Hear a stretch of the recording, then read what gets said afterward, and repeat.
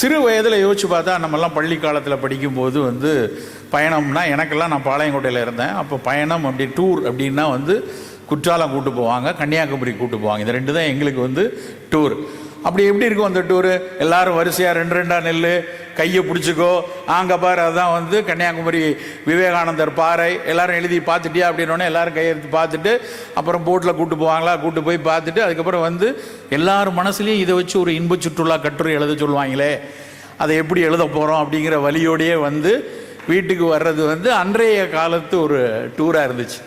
அப்படி தான் வந்து சிறு வயதில் குத்தாலம் போனப்பவும் சரி, கன்னியாகுமரி போனப்பவும் சரி, அதுதான் டூர். ஆனால் அதுக்கப்புறம் அடுத்தடுத்த நாட்களில் கிடைத்த சின்ன சின்ன பயணங்களை நான் எண்ணி பார்க்குறேன். அந்த பயணங்கள் எப்படியான ஒரு மாற்றத்தை எனக்குள் விதைத்தது, பயணிக்கணுங்கிற ஒரு விஷயம் எப்படி வந்தது என்று யோசிச்சு பார்த்தா, முதல்ல மனசில் இந்த பேசணும் அப்படிங்கிறப்ப முதல்ல யோசித்தது வந்து இந்த பயணம் என்கிற விதையை என் மனதில் விதைத்தது எங்கள் அம்மா. என்னுடைய அம்மா தான் வந்து நான் திரும்ப திரும்ப நிறைய இடங்களில் நான் வந்து சொல்லியிருக்கேன். இந்த பயணம் அப்படிங்கிற விஷயம், இன்றைக்கி நிறைய பயணிக்கிறோம் அப்படின்னா அதுக்கான முதல் வித்தை கொடுத்தது அம்மா தான். 8ஆம் கிளாஸ் படிக்கும்போது வந்து ஸ்கவுட்டில் இருக்கேன் நான், சாரணர் படை அப்படிம்பாங்க. அதில் இருக்கும்போது வந்து இந்த கேம்புரி ஜாம்புரி அப்படின்னு நடத்துவாங்க. அது வந்து அகில இந்திய அளவில் அந்த சாரணர்களை ஒரு இடத்துக்கு கூட்டு போய் அங்கே டென்ட் அடித்து தங்க வச்சு அங்கே நிறைய ட்ரைனிங் அதெல்லாம் கொடுப்பாங்க. நான் பாளையங்கோட்டையில் நான் படித்து கொண்டிருந்த பள்ளியில் சாரணர் படையில் இருக்கேன். உடனடியாக அப்போ வந்து பீகாருக்கு கூட்டு போகிற ஒரு திட்டம் வருது. பீகார் போனோம். அப்போ பீகாரில் இப்போ வந்து புத்தகையா அங்கே இல்லை, இப்போ வந்து அப்போ பீகாரில் இருந்துச்சு. பீகார் போகிறோம், ரயிலில் போகிறோம், திருநெல்வேலி மாவட்டத்திலேருந்து ஒரு 60 பேரை கூட்டிகிட்டு போகிறாங்க அப்படின்னு வந்தோடனே முதல் முறையாக 2 கையும் தூக்கி நானும் வரேன் அப்படின்னு சொன்னோம். முதல் முறை எங்கள் வாத்தியார் நீ கிடையாது அப்படின்ட்டார். நான் வந்து இந்த ஃப்ளாக் அப்படின்னு நல்லா கொடியாட்டிகிட்டு இருந்தேன். நிச்சயமாக நிறையா மதிப்பெண்களை பெற்றுத்தரக்கூடிய நபர். ஆனால் எங்கள் வாத்தியார் வந்து இல்லைப்பா ஒன்றெல்லாம் கூட்டு போக முடியாதுன்னாரு. ஏன்னா நான் வந்து இந்த பிடி கிளாஸில், அந்த ஃபிசிக்கல் ட்ரைனிங் கிளாஸில் வந்து ஒரு வகுப்புக்கு கூட விளையாட போகாமல் மரத்தடியிலேயே இருந்த ஒரே மகன் நான் தான். ஏன்னா எனக்கு வந்து ஒரு கடுமையான இறைப்பு நோய் உண்டு. அதனால் ஒவ்வொரு வருஷமும் நுழையும் போதே ஒரு மெடிக்கல் சர்டிஃபிகேட் வாங்கிட்டு போய் நீ வந்து எந்த பிடி கிளாஸையும் உள்ளே விட்றாதீங்க, நான் மரத்தடியில் உட்காந்துக்குவேன்னு சொல்லி லெட்டரை கொடுத்துட்டு மரத்தடியில் இருப்பேன். அது எல்லா வாத்தியாருக்கும் எனக்கு தெரியும். இவன் வந்து எப்படி டிசம்பரில் பீகாருக்கு போகிறது முடியாது அப்படின்னாங்க. எங்கள் அம்மா வந்து அந்த சாரணர் படையை நடத்த அதனுடைய பொறுப்பு ஆசிரியர்கிட்ட பள்ளிக்கே வந்து இல்லை அவனை கூப்பிட்டு போங்க, அவன் வரணுங்கிறான், நான் பொறுப்பு. அம்மா மைனஸ்லாம் போயிருங்கிறாங்க, 0 டிகிரிலாம் வருங்கிறாங்க. அவருக்கும் புதுசு வாத்தியார். அங்கே வந்து 3 டிகிரி 4 டிகிரிலாம் வரும் அப்படின்னு ஒரு எச்சரிக்கை வருது. அவர் கூடுதலாக கொஞ்சம் 2-3 டிகிரியை ஏற்றி சொல்கிறாரு. இல்லை மைனஸ்லாம் வரும், உங்கள் பையனை வந்து கூப்பிட்டு போக முடியாது, அங்கே ஏதாவது பிரச்சனைனா என்ன பண்ணுறது அப்படி இப்படின்னு. இல்லை அதெல்லாம் பார்த்துப்போம், ஏதாவது பண்ணிக்கலாம், ஒன்றும் பிரச்சனை இல்லைன்னு சொல்லி அங்கே பெர்மிஷன் வாங்கியாச்சு. எங்கள் வீட்டில் வந்து ஒரு பெரிய ரணகலம் நடக்குது. எங்கள் அப்பாவுக்கு எங்கள் மாவனை நீ கொல்ல போகிற அப்படின்னு எங்கள் அப்பா வந்து விடமாட்டேன் அப்படிங்கிறான். எங்கள் அம்மா இல்லை. ஏன்னா எங்கள் வீடு வந்து ரொம்ப அழகாக இருக்கும். எங்கள் வீட்டில் வந்து இந்த மாதம் 1ஆம் தேதி ஆனால் எங்கள் அப்பா வந்து ஒரு நீளமாக ஒரு பேப்பர், அந்த பேப்பர் எப்படி தயாரிப்பாங்கன்னு இன்றைக்கி வரைக்கும் எனக்கு தெரியல, நீளமாக ஒரு பேப்பரில் கணக்கு எழுதுவாங்க. 3ஆம் தேதி என்னமோ சம்பளம் வரும். அன்றைக்கி வந்து ராத்திரி அப்பாவும் அம்மாவும் உட்காந்துருப்பாங்க. அப்பா எழுதுவார். அதாவது எப்படின்னா அரிசி 10 கிலோ, கோதுமை உழவு அப்படின்னு லிஸ்ட்டு போடும்போது அந்த மாத செலவு 400 ரூபா சம்பளம் இருக்குது அப்படின்னா வீட்டு வாடகையிலேருந்து ஆரம்பிப்பாங்க. வாடகை வந்து அப்போ நாங்கள் இருந்தப்போ 35 ரூபா என்னமோ வாடகை, அதில் 35 ரூபா வாடகையிலேருந்து ஆரம்பித்து இப்படியே எழுதுவாங்க. கடைசி வரி என்ன இருக்குன்னா ரமேஷ் வீசிங் செலவு அப்படின்னு எழுதுவாங்க. வீட்டில் என் பேர் ரமேஷ், அதனால் ரமேஷ் வீசிங் செலவு 5 ரூபா அப்படின்னு போடுவாங்க எங்கள் அப்பா. ஏன்னா மாதம் அது வரும், மாதம் டாக்டர்கிட்ட போய் மருந்து வாங்கணும், அதுக்காக 5 ரூபான்னு போடுவாங்க. அப்போ எங்கள் அம்மாவுக்கும் எங்கள் அப்பாவுக்கும் சண்டை நடக்கும். இப்படி எழுதுறீங்க 5 ரூபா, இது அக்டோபர் மாதம் 2 தடவை எழுப்பான், அப்போ 10 ரூபா வேணும், நவம்பர் மாதம் அப்படின்னு சண்டை நடக்கும். அந்தளவுக்கு நம்மெல்லாம் ஒரு ஃபிக்ஸட் ப்ராப்பர்ட்டி வீசிங்கில். ஸோ அப்படி எழுதும்போது அப்படி ஒரு கண்டிப்பாக எப்போவும் இறைப்பிலே இருக்கிறவன் தெரிஞ்ச ஒரு குடும்பத்தில் டிசம்பர் மாதம் அவங்க அனுப்புறது அப்படின்னா வந்து எவ்வளவு பிரச்சனை இருக்கும் அப்படின்னு யோசிச்சு பாருங்க. ஆனால் பயங்கர வாக்குவாதத்துக்கு அப்புறம், சண்டைக்கு அப்புறம் எங்கள் அப்பா வந்து அன்றைக்கி வந்து அந்த பயணத்துக்கு மொத்தம் வந்து 400 ரூபாய் செலவு. எனக்கு நல்லா ஞாபகம் இருக்குது. 5 ரூபா நோட்டாக அது வந்து அந்த 400 ரூபாயை நானும் எண்ணி பார்த்தேன். முதல்ல அவ்வளோ ரூபாயை வந்து பார்த்தது அன்றைக்கி தான். கிட்டத்தட்ட எங்கள் அப்பாவினுடைய 1 மாத சம்பளம் அதை வந்து அங்கங்கே வாங்கி புரட்டி அதை கொடுக்கலாம் அப்படின்னு. 10-15 நாட்கள் அந்த பயணம். இங்கேருந்து பாளையங்கோட்டையிலேருந்து சென்னை வந்து, சென்னையிலேருந்து ஹவுரா எக்ஸ்பிரஸில் வந்து கல்கத்தா போய், கல்கத்தாவில் இருந்து அகெயின் ராஞ்சிக்கு போய் சேர்ந்து, அங்கேருந்து புத்தகையாவுக்கு போய் அப்படி போயிருந்து அங்கே அந்த குளிரில் அந்த டென்ட் அடித்து தங்கி இருந்த அந்த குளிரில் ஒரு கிட்டத்தட்ட 8 நாட்களும் என்னமோ அங்கே பயிற்சி, அதுக்கப்புறம் திரும்பி வந்தது. உண்மையிலே யோசித்து பார்த்தா திரும்ப திரும்ப என் மனதில் அந்த பயணம் ஓடிக்கொண்டே இருக்கிறது. எவ்வளவு ஒரு வலிமை என் அம்மாவுக்கு இருந்திருந்தால் என்னை அனுப்பியிருப்பாங்க. அந்த தைரியம்தான் இன்றைக்கு நான் ஒரு சுவிட்சர்லாந்தில் ஆல்ப்ஸ் மலையினுடைய யூங்ஃப்ரோ அப்படின்னு ஒரு உச்சி இருக்குது. யூங்ஃப்ரோங்கிறது எப்போவுமே -10 -25 வரைக்கும் இருக்கக்கூடிய ஆல்ப்ஸ் மலையினுடைய உச்சம். அந்த இடத்துக்கு நான் போயிருந்தேன் இப்போ சமீபத்தில். அந்த -23 போய் நிற்கிறதுக்கு 45 வயசில் போய் நிற்கும் அப்படின்னா அதுக்கான ஒரு சின்ன புள்ளி ஆரம்பித்தது அநேகமாக அம்மா அன்றைக்கி 8ஆம் கிளாஸில் அனுப்பின ஒரு விஷயந்தான். அந்த மாதிரியான பயணங்கள் வெறுமன போய் அங்கே போய் புத்தகையாக போனோம், புத்தர் இங்கே தான் ஞானம் பெற்றார், நாங்கள் போய் பார்த்தோம், அதெல்லாம் லேசாக இருந்தால் கூட ஒரு அடிப்படையில் என்ன கிடைக்குதுன்னா திரும்ப திரும்ப நம்பிக்கை கிடைக்குது. நம்மால் நிறைய இடத்துக்கு பயணிக்க முடியும், நிறைய விஷயத்தை பார்க்க முடியும் அப்படிங்கிற ஒரு பயணம் அந்த பயணத்துக்கான வித்து அன்றைக்கு தான் கிடைத்தது. நண்பர்களே, நாம் கிடைக்கக்கூடிய ஒரு வாய்ப்புகளையும் நாம் சிறு சிறு பயணங்களாக, இல்லை என்றால் வாய்ப்பு கிடைக்கும் போது வருடத்துக்கு ஒரு முறையோ 2 ஆண்டுகளுக்கு முறையோ ஒரு பெரும் பயணங்களை நண்பர்களாக, உறவினர்களாக, குழுக்களாக பயணிப்பது அப்படிங்கிறது நம்ம கண்டிப்பாக செய்ய வேண்டிய ஒரு விஷயம். நான் சென்ற பயணங்களை கொஞ்சம் விரித்து பார்க்குறேன். எப்படிலாம் கிட்டத்தட்ட இன்றைக்கு 42 நாடுகளுக்கு நான் பயணித்திருக்கிறேன்.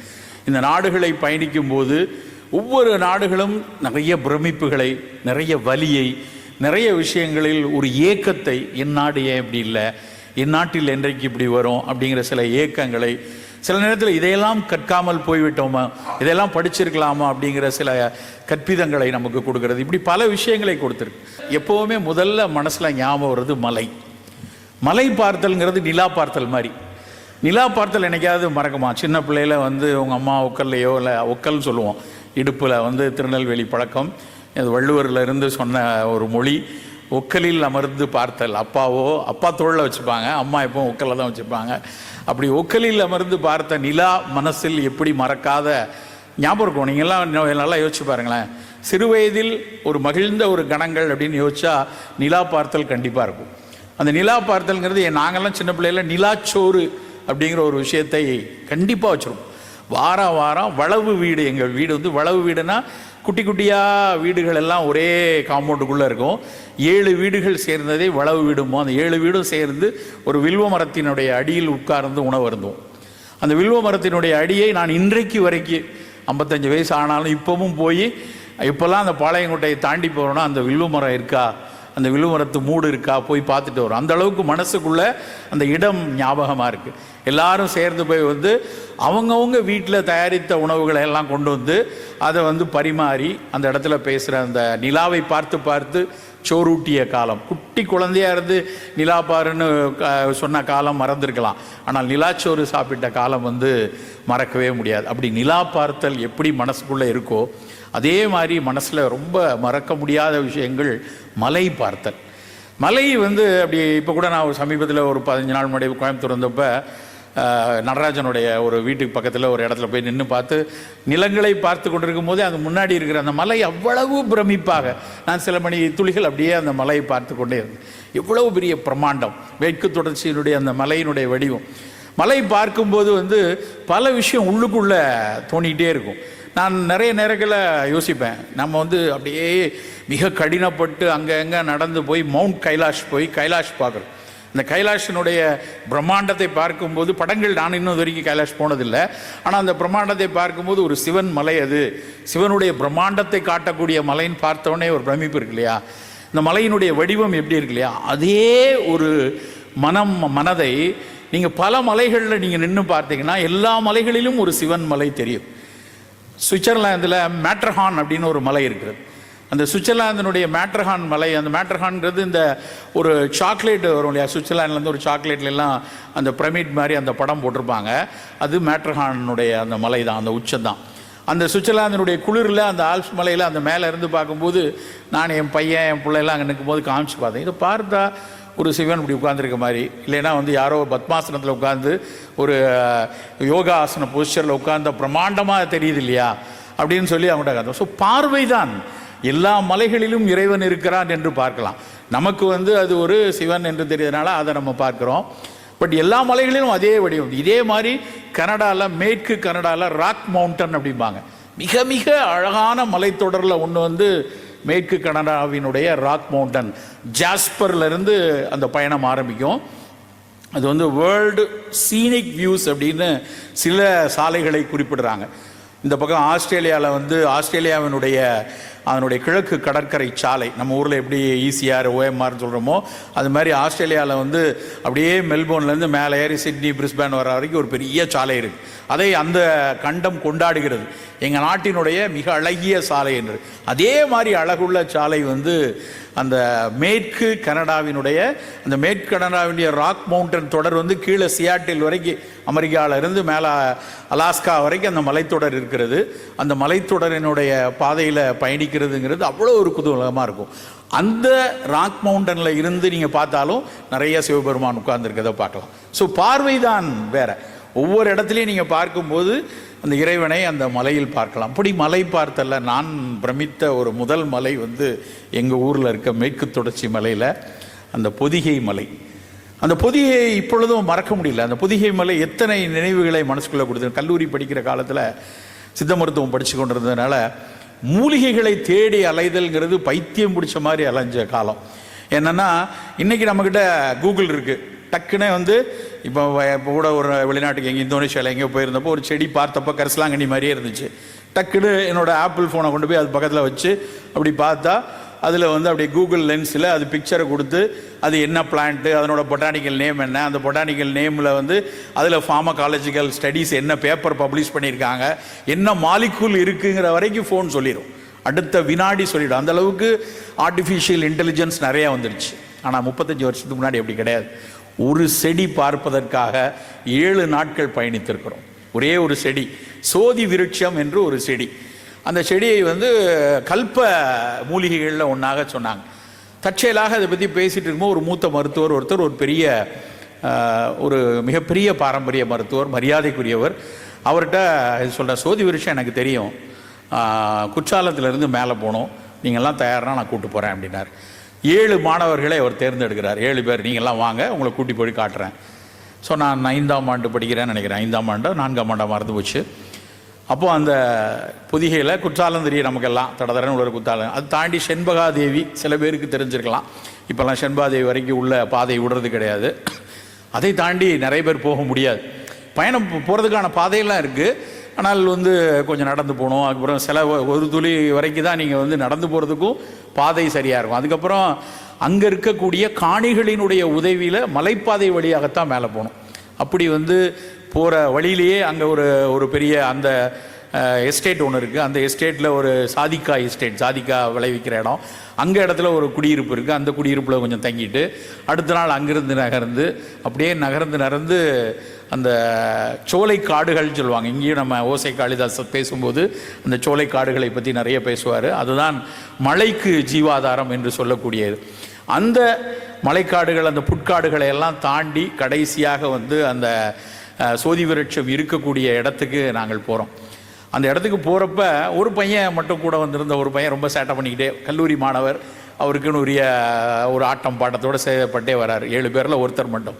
அவர் வந்து இவன் வந்து இந்த மூலையெல்லாம் பார்க்கக்கூடாது அப்படின்னு அவர் சொல்கிறார்.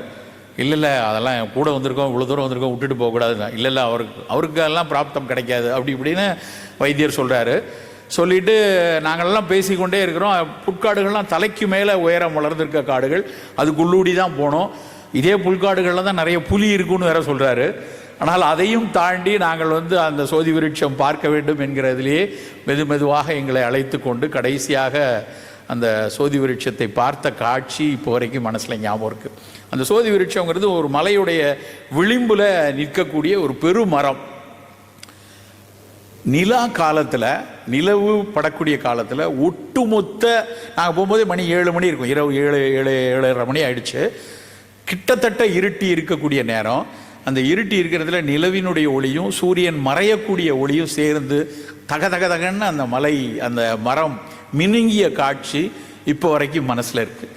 அதை பார்த்த உடனே அவர் எல்லாரும் வந்து அதை கீழே காலில் விழுந்து வணங்குறாங்க. அது ஒரு மிக முக்கியமான மூலிகை, அது ஒரு அதை பார்த்தாலே ஒரு பெரிய வரம் கிடைக்கும், அப்படியெல்லாம் அது பேசப்பட்ட ஒரு மூலிகைன்னு பார்க்குறாங்க.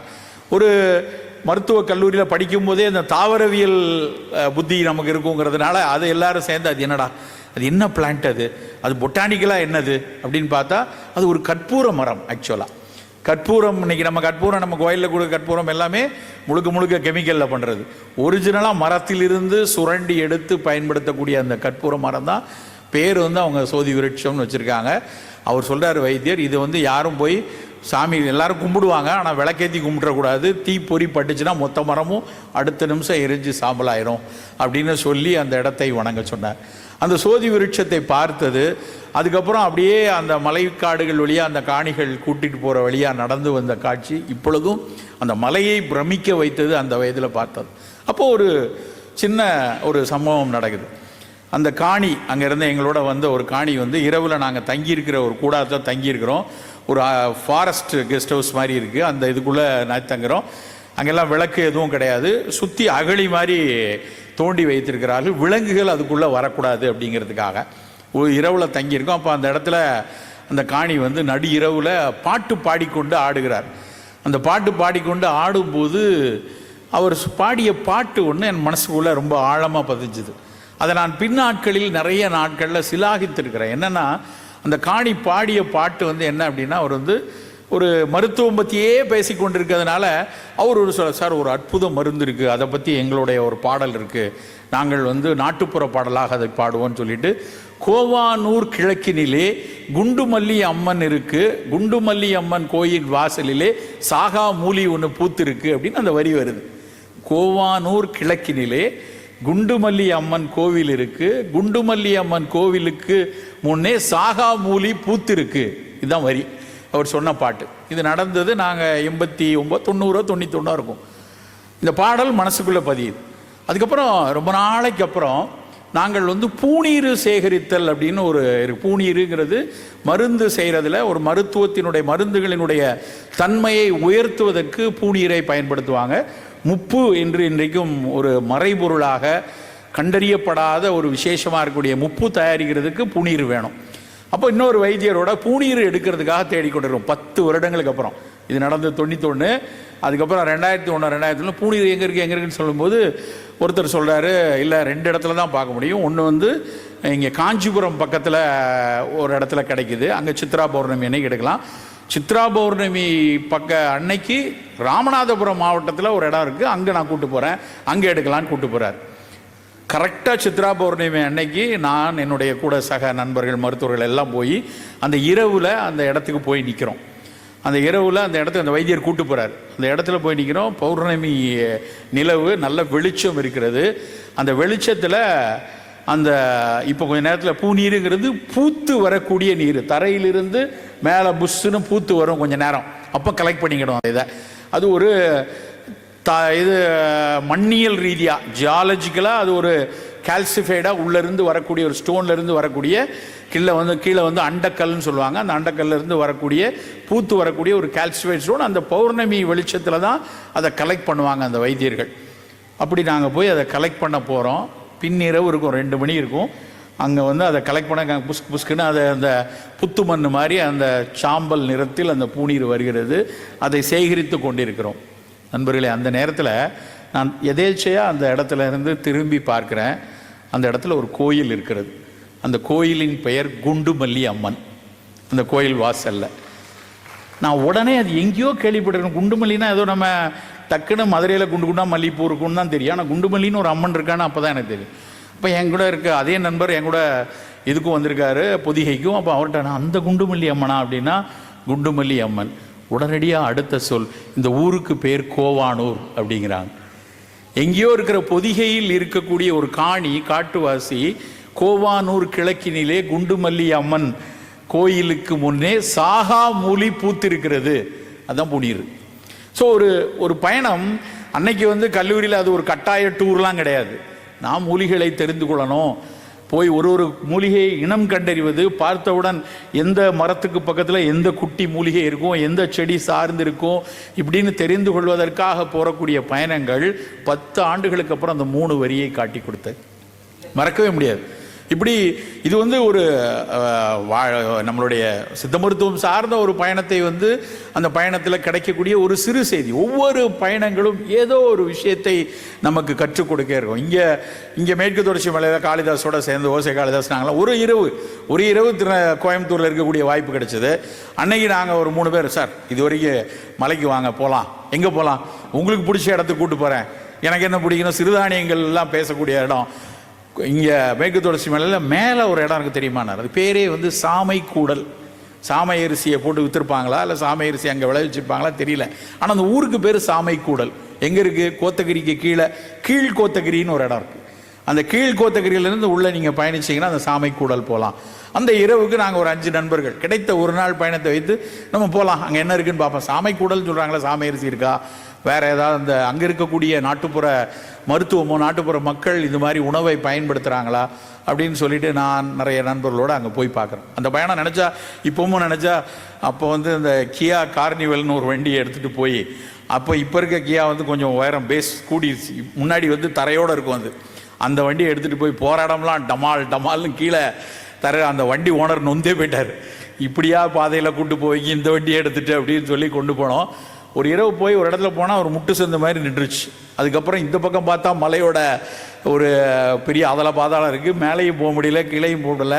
மாட்டிட்டு நின்று நம்ம கொஞ்ச நேரம் தூரம் ரிவர்ஸ்லேயே எடுத்து மேலே ஏறணும், அப்போ தான் வர முடியணும். எப்போ மணி 12 மணி இருக்கும். அங்கே அப்படி நின்றுக்கிட்டு இருக்கும்போது அப்படியே இறங்கி கொஞ்சம் தூரம் நடப்போம். அப்படின்னு நடந்து பார்த்தா அப்படி ஒரு கும்மிருட்டு. தெரியாமல் பக்கத்தில் கேட்டேன், இவ்வளோ காட்டுக்குள்ளே வந்திருக்குமே, ஏதாவது விலங்குகள் ஏதாவது வருமா அப்படின்னா, வரலாம், அதெல்லாம் ஒன்றும் இல்லை, எப்போது கரடி வந்தால் தான் பிரச்சனை, யானையெல்லாம் ஒன்றும் செய்யாது அப்படின்னாரு. வர்றது என்னதுன்னு யாருக்கே தெரியும். கரடி வந்து வடிவேலை மாதிரி மூஞ்சில் துப்பிட்டு போயிட்டா பரவாயில்ல, இவெல்லாம் வரமாட்டான்னு. அது பாட்டுக்கு ஏதாவது கடிச்சிருச்சுடா என்ன பண்ண.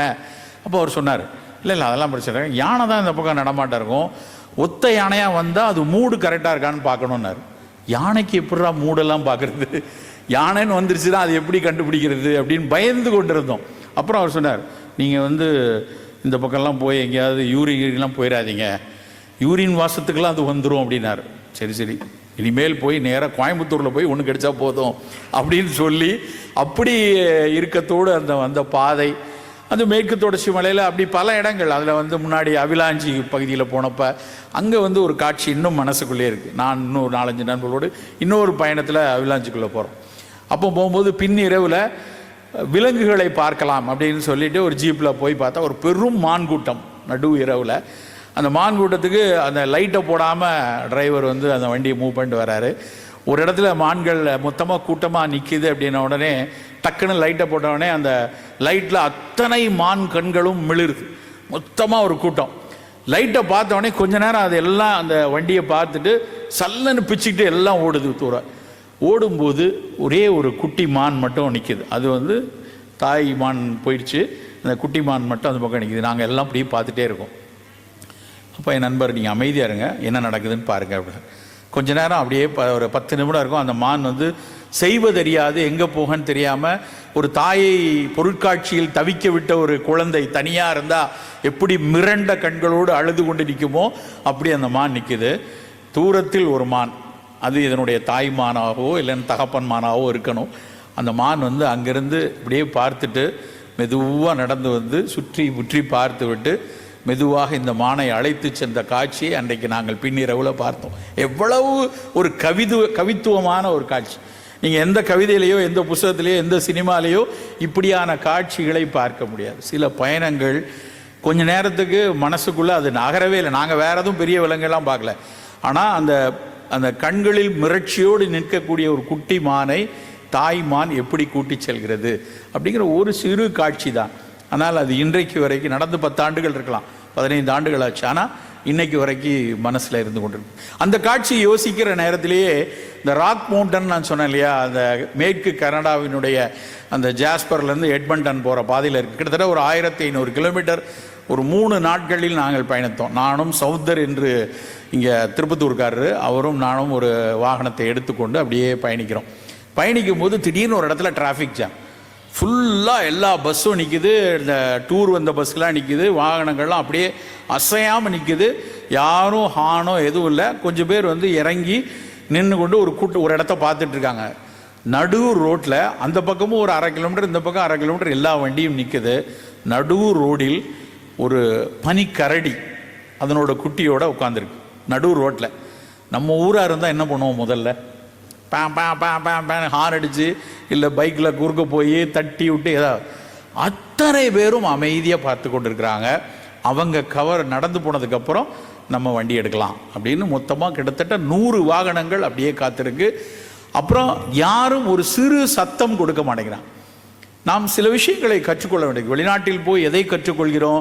வெளிநாட்டில் மக்களை பார்த்து கற்றுக்கொள்ள வேண்டிய மிக முக்கியமான விஷயங்களில் ஒன்று, அந்த கரடி அதை நகர்ந்து போயிடணும், அது வரைக்கும் நம்ம வந்து எல்லாரும் எந்த விதத்திலும் அதற்கு தீங்கு செய்யக்கூடாது அப்படின்னு அந்த தாயும் அந்த குழந்தையும் இருக்கதை பார்த்து கொண்டிருந்த காட்சியும் இங்கே நான் மான் பார்த்த காட்சியும் என் மனசுக்குள்ளே அப்படியே ரெண்டும் ஒட்டி இருக்கு. என்ன அழகான ஒரு காட்சி. அதுக்கப்புறம் கொஞ்சம் நேரம் 10 நிமிஷம் கழித்து அது மெதுவாக நகர்ந்து காட்டுக்குள்ளே போனதுக்கப்புறம் எல்லா வாகனங்களும் போகின்றன.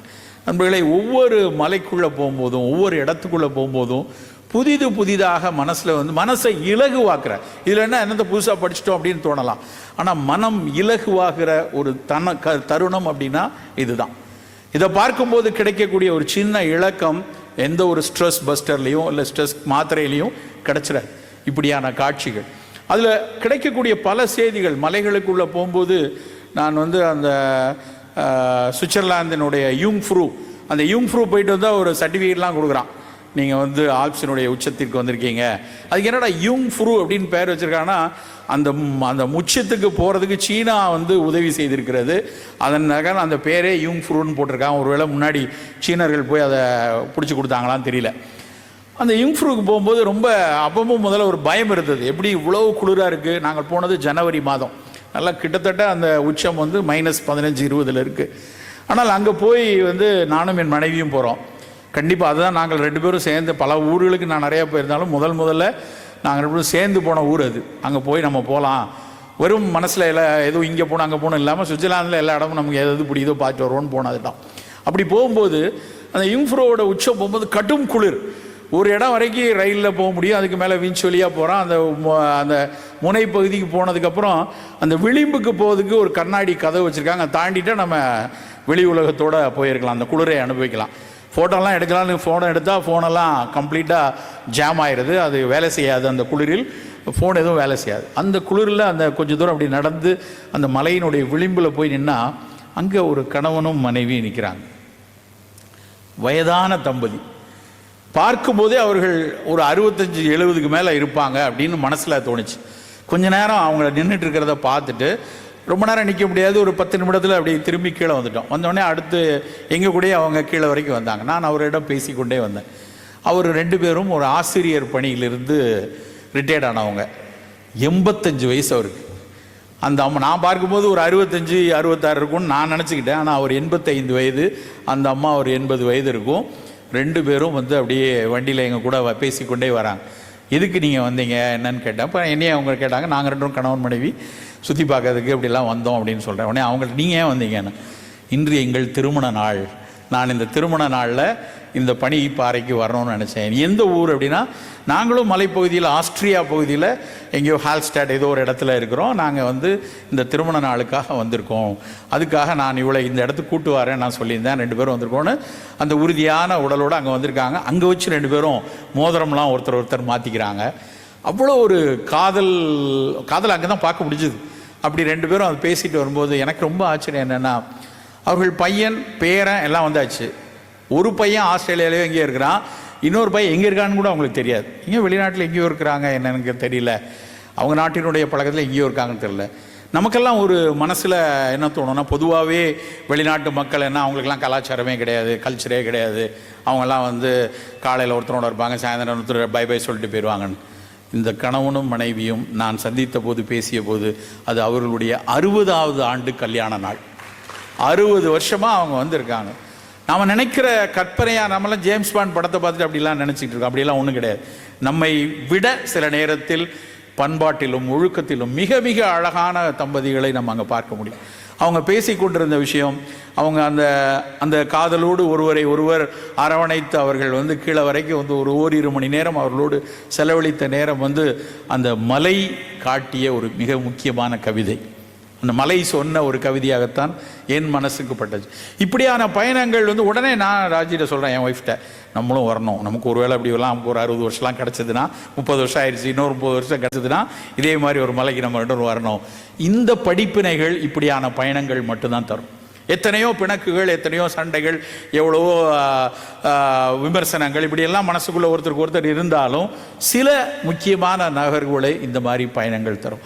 மலை நண்பர்களே, ஒவ்வொரு மலைக்கும் போகும்போது மலை காட்டக்கூடிய காட்சிகள், அந்த மலையை ஒட்டி இருக்கக்கூடிய வாழ்வியல் காட்டக்கூடிய விஷயங்கள் வந்து மிக மிக ஏராளமான விஷயம். மலை போலவே இன்னொரு மிக அழகான ஒரு விஷயம் வந்து நதி. எனக்கு பிடித்த விஷயங்களை எங்கே போனாலும் அந்த ஊரினுடைய நதியை பார்க்க வேண்டும் அப்படின்னு ஒரு மனசில் ரொம்ப ஆசை இருக்கும். அது காரணம், நான் ஒரு தாமிரபரணிக்காரன்.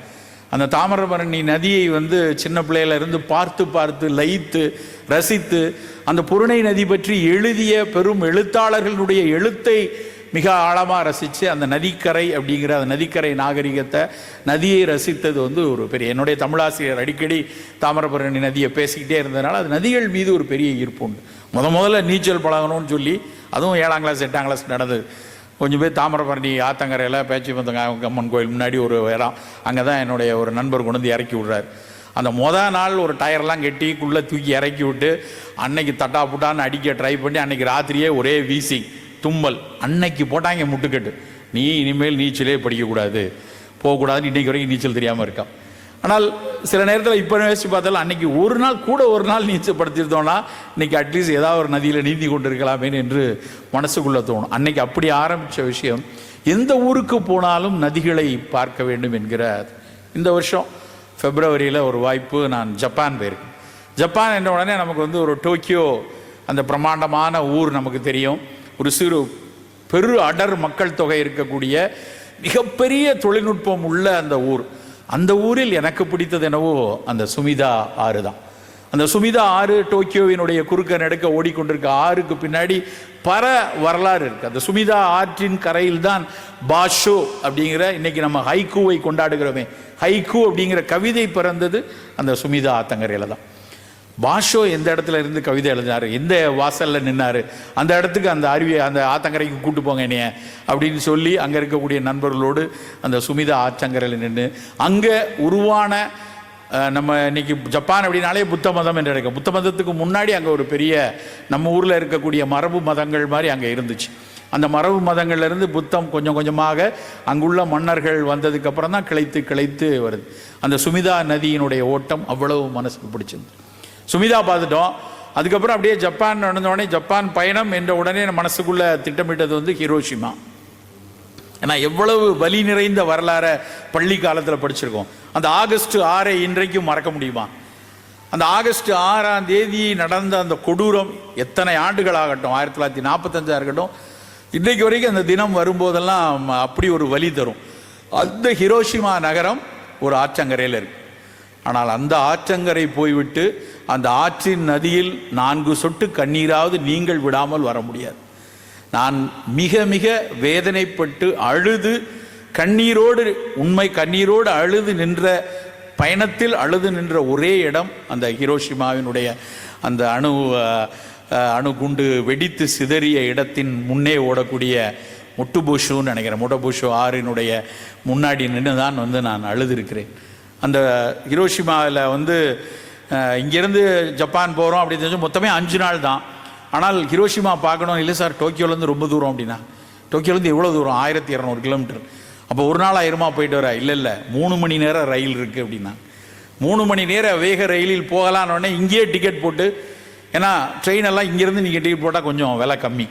ஸோ இங்கேருந்தே எப்படி போகலாம், இதுதான் பயணம், இந்த இடத்துக்கு போகலாம், யாராவது ஹிரோஷிமாவில் கிடைப்பாங்க, முதல்ல டிக்கெட்டை போட்டுருவோம், அதுக்கப்புறம் பார்த்துக்கலாம், அங்கே போய் தேடிக்குவோன்னு சொல்லி ஹிரோஷிமாவுக்கு சென்னையிலேருந்து பார்த்தே சரி காலையில் 8 மணிக்கு இருக்குது, 7:30 மணிக்கு ஏறினோன்னா அங்கே வந்து 1 மணி 12:30 1 மணிக்குள்ளே போயிடலாம் அப்படின்னு திட்டமிட்டு போயாச்சு.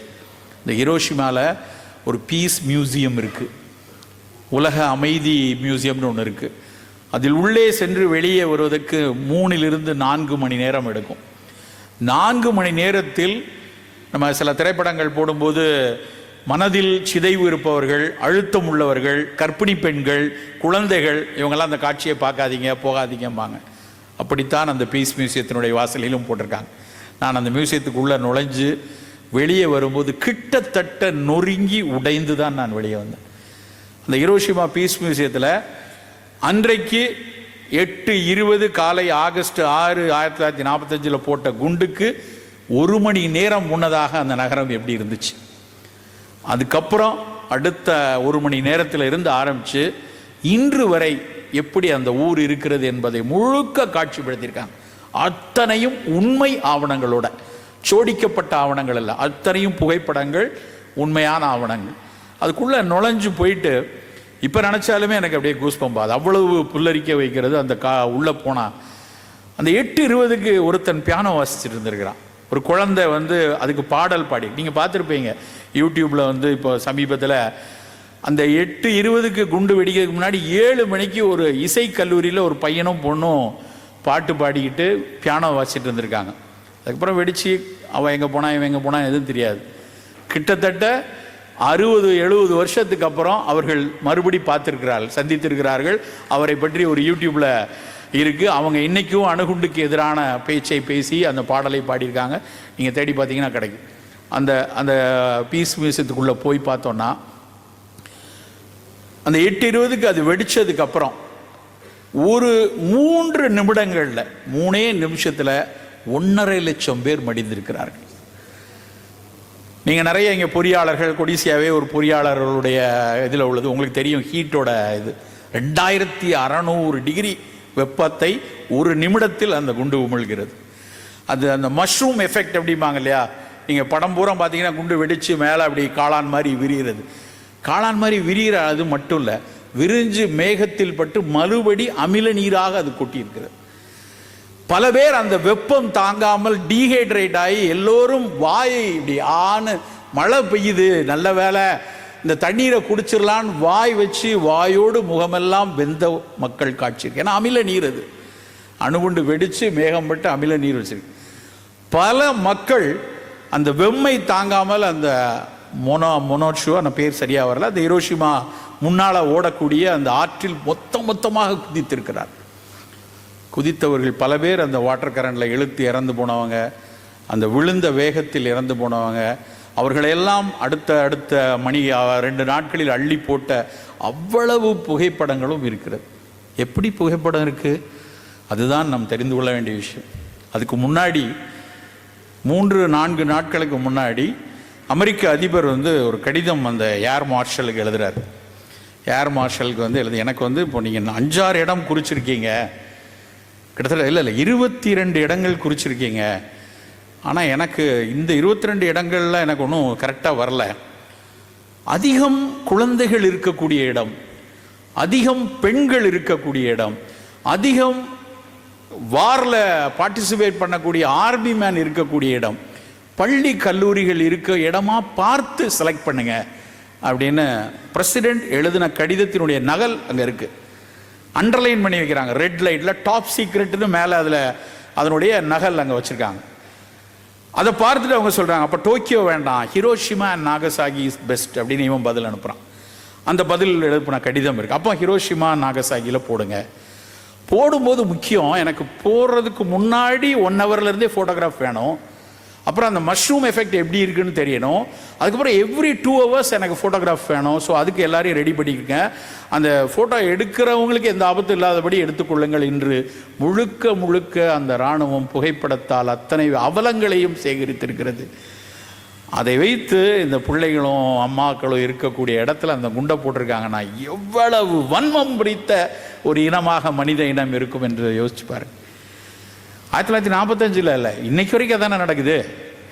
இன்னைக்கு வரைக்கும் காசால இன அழிப்பு நடக்கக்கூடியதாக இருக்கட்டும், இல்லைன்னா நம்ம ஊரில் நடந்த, இலங்கையில் நடந்த இன அழிப்பாக இருக்கட்டும், உக்ரைனில் நடந்த விஷயமாக இருக்கட்டும், ஈரானில் நடக்கிற விஷயமா இருக்கட்டும், எல்லா இடத்துலையும் ஆதிக்கங்களும் ஆளுமைகளும் நடத்தக்கூடிய சாமானிய மக்களினுடைய வாழ்க்கை சிதைத்து எரியக்கூடிய வன்முறைகள், அதை காட்சியாக பார்க்கும்போது பாடத்தில் படிச்சிருக்கோம். நம்ம எல்லாரும் படிக்கும்போது என்ன படிப்போம்? ஆகஸ்ட் 6, 8 தேதிகளில் ஹிரோஷிமா நாகசாகியில் அணுகுண்டு வெடித்தது, அதில் பல்லாயிரக்கணக்கான மக்கள் இறந்தார்கள் சொல்லிட்டு 8ஆம் கிளாஸை பாஸ் பண்ணிட்டு போயிடுவோம். தெரியாது. ஆனால் இப்படியான பயணத்தில் அதை பார்த்து விட்டு மனசெல்லாம் உடைஞ்சு நொறுங்கி போகுது. அதில் ஒரு குழந்தை, பெண் குழந்தை இரத்த புற்றுநோயில் தப்பிச்சிடுறா. ஆனால் தப்பிச்ச பல பேருக்கு இரத்த புற்றுநோய். அந்த பெண் குழந்தை ஷகாயி, அந்த பொண்ணோட பேர், அவளுக்கு வந்து இரத்த புற்றுநோய். அங்கே ஜப்பானிய மக்களில் ஒரு பழக்கம் என்னென்னா, கொக்கு செஞ்சு இறைவனுக்கு வச்சா, பேப்பரில் கொக்கு செஞ்சு இறைவனுக்கு வச்சா நோய் போயிடும், 1000 கொக்குகளை செய்து வைக்க வேண்டும் என்று அந்த பெண் குழந்தை ஷகாயி வந்து கொக்கு செஞ்சு அப்படி பக்கத்தில் புத்தர் சாமிக்கு வச்சுக்கிட்டே இருக்காங்க. அப்போது அது தெரிய ஆரம்பித்து, அங்கே இருக்கிற மக்களுக்கெல்லாம் தெரிய ஆரம்பிக்கும். அவளுடைய உடல் வாடிக்கொண்டே போகிறது, வதங்கி கொண்டே போகிறாள். கிட்டத்தட்ட 660வது கொக்கு செய்யும் பொழுது அவள் உடல் பிரிந்து விடுகிறது. ஒட்டுமொத்த ஜப்பானிய குழந்தைகளும் இன்றைக்கு அந்த ஷகாயின் கொக்குகளை செய்து அவளுடைய கல்லறையில் வைத்து கொண்டே இருக்கிறாங்க. அந்த குழந்தை, அந்த ஷகாய் குழந்தையும் அந்த கொக்கு சிலையும் வந்து அந்த பீஸ் மியூசியத்தினுடைய முன்னாடி நிற்குது. அது முன்னாடி நின்று தான் எனக்கு உடைந்து போயிட்டேன். என்ன மக்களாக இருக்கோம் நம்ம! எந்த யானையாவது, யானை கூட்டம்லாம் சேர்ந்து பக்கத்து வீட்டு யானை கூட்டத்தை போய் குண்டு போட்டோ இல்லை அடிச்சு நொறுக்கியோ துவம்சம் பண்ணியிருக்கா? எங்கேயாவது எறும்புகள், மொத்த எறும்புகளும் சேர்ந்து, கட்டெரும்பெல்லாம் சேர்ந்து வந்து ஒரு இன்னொரு கிச்சு மூட்டுற எறும்பை போய் அடித்து கொண்டிருக்கா?